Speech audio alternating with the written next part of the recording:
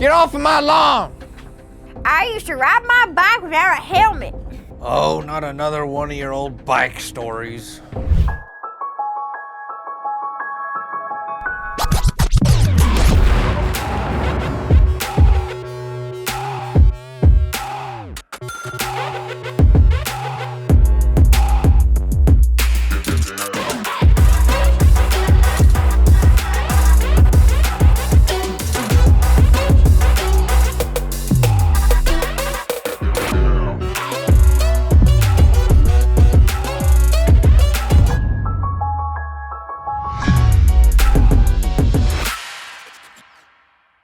Oh, look at that, Robin. He got himself a worm for breakfast.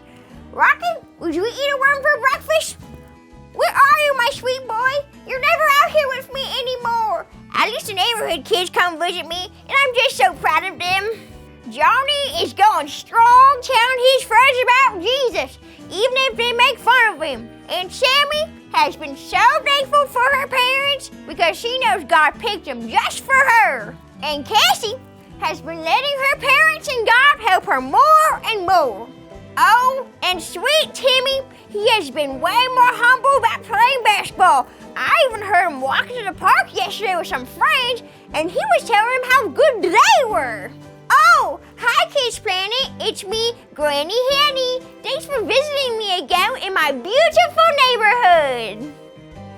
I love sitting out here watching God's beautiful creation like the birds. Ah! Grandy Andy, what are you doing here? You nearly gave me a heart attack.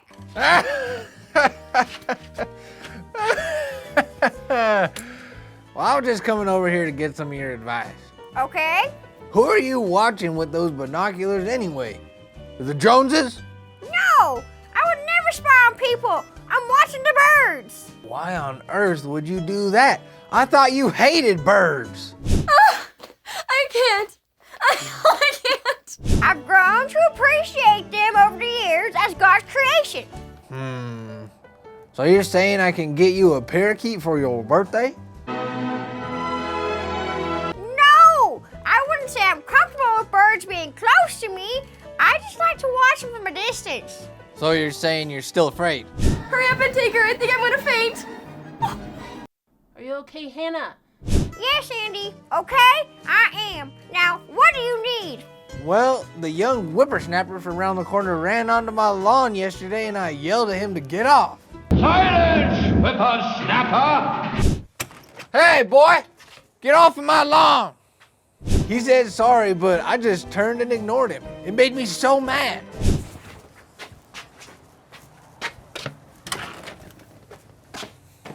If you're asking me if you need to stop being grumpy, then the answer is yes. Stop being grumpy, Andy. You must be grumpy.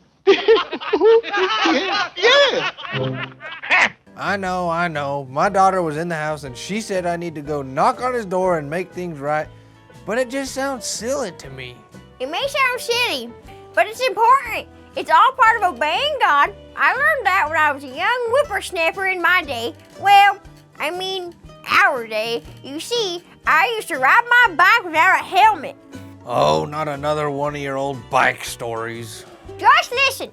So, my mom and my dad always told me to wear my helmet, but I never wanted to. Until that tragic day. What day? The day my friend crashed her bike and really hurt her head. She had to go to the emergency room. It was then that I realized that thing that I thought was silly was actually really important. It was for my own good. Well, that makes sense, but forgiving someone doesn't always seem important. Forgiving someone and saying sorry is always important, Andy. They both bring peace. I guess you have a point there. Forgiveness is a command from God, and God's commands are there for a reason, so it's important to obey them even if they seem silly or unnecessary to us. That kind of reminds me of the Battle of Jericho in the Bible. Didn't Joshua and the Israelites have to do something that seemed silly before they could conquer Jericho? Yep, they sure did.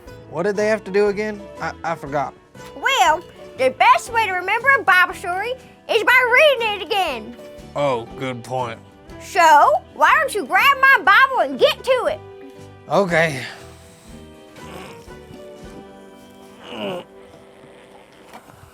I think it's in Joshua 5.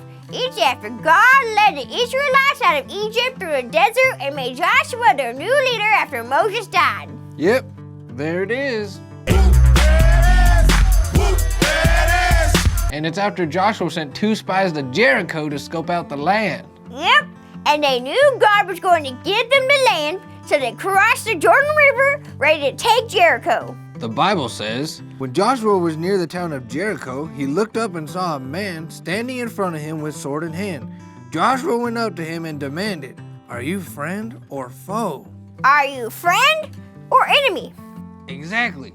Then it says, "Neither one," he replied. "I am the commander of the Lord's army."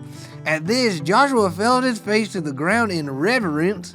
"I am at your command," Joshua said. "What do you want your servant to do?" And this is where it all goes down. No pun intended. Okay, here it is. The Bible says, now the gates of Jericho were tightly shut because the people were afraid of the Israelites. No one was allowed to go out or in. But the Lord said to Joshua, "I have given you Jericho, its king, and all its strong warriors. You and your fighting men should march around the town once a day for 6 days. 7 priests will walk ahead of the ark, each carrying a ram's horn. On the 7th day, you are to march around the town 7 times with the priests blowing the horns. When you hear the priest give one last blast on the ram's horn, have all the people shout as loud as they can, then the walls of the town will collapse, and the people can charge straight into the town." Sounds silly to think marching around town would make the walls fall down, but that wasn't the point. God had a plan, and he just needed them to obey. Yep. And they did. They marched around that town every day for 6 days. And on the 7th day, they marched around it 7 more times as the priest blew the ram horns. And when the priest gave one long blast on the horn, The people all shouted as loud as they could. then some ninja came out of nowhere and knocked down the city walls. No, Andy. Where on earth did you get that from? Well, I kind of forgot how the walls felt, plus I thought it was funny. You just read the story, Andy. You sure are getting senile. Anyways, it was God who made the walls fall. And he did it so the people could take the city of Jericho. Ah, that's right. But God had a reason for it. Yeah, he wanted them to remember to rely on him for every battle. Yep, God's commands always have a purpose. Hanny, you're always so good at bringing it back to God. We have to, Andy. That's what my daddy always taught me. Bless his soul.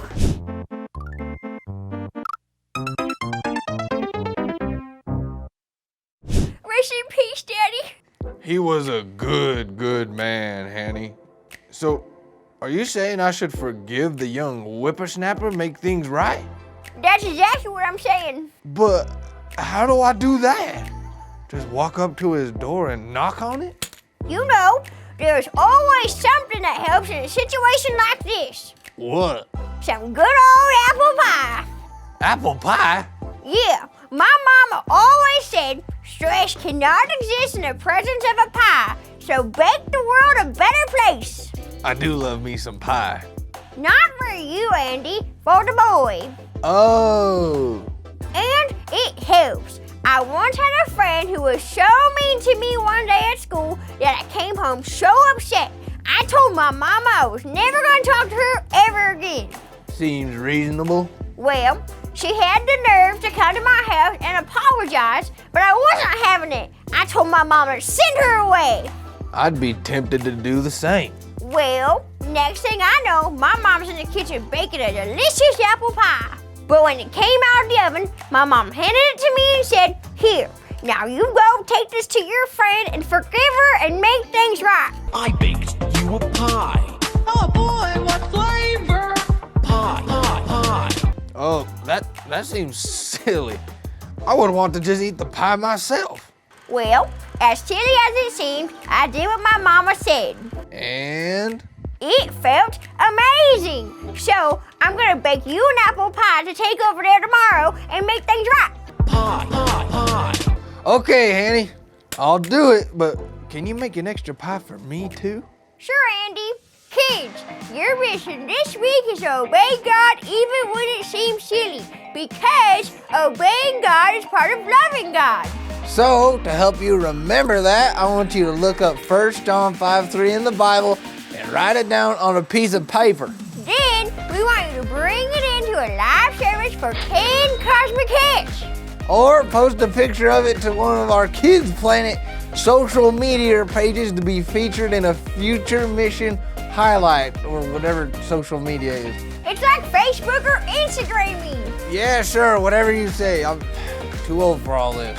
Well, the kids know. And kids, your memory verse is Proverbs 3:5-6. Trust in the Lord with all your heart. Do not depend on your own understanding. Seek His will in all you do, and He will show you which path to take. Wow, I really can't wait to make things right with my neighbor and eat some pie.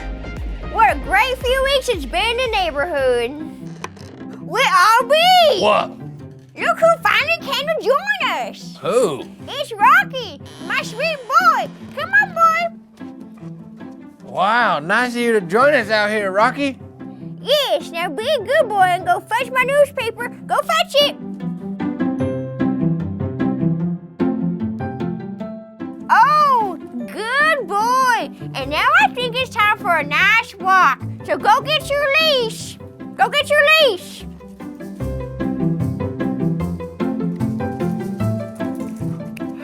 Good boy. Now, Andy, are you ready for a nice walk too? Oh, I don't know. I am quite content just sitting. Oh, we'll be sitting all night at bingo. Come on, let's go. Oh, I suppose. Kids, you don't want to miss next week in Kids Planet because we are starting a brand new series. A series where you get to figure things out and learn what they mean. Bye now. Bye, Andy. B15. Bingo! Bingo! Bingo! Bingo! Bingo!